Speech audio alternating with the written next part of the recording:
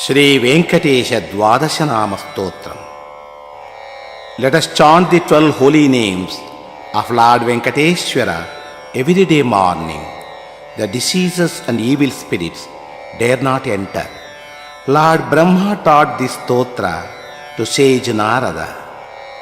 Asya Shri Venkatesha Dwadashanama Stotra Mahamantrasya Brahma Rushihi Anushtup Chandaha Shri Venkateshwaro Devata Ishtarthe Viniyogaha.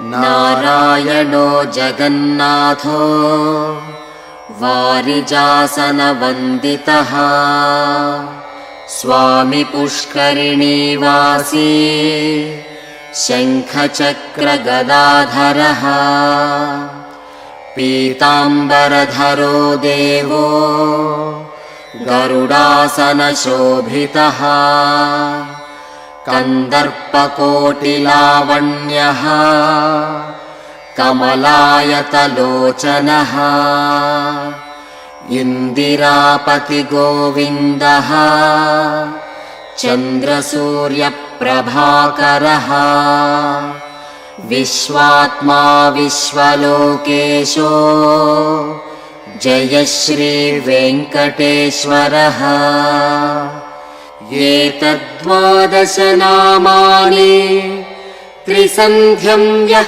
patennaraha Daridrya dukkha nirmukto Dhanadhanya samruddhiman Janavasyam rajavasyam Sarvakamadhasiddhidam Divya tejas samapnoti Dirghamayuscha vindati Graharogadinashancha Kamitardhaphalapradam Iha janmani saukhyancha Vishnu sayujyamapnuyat.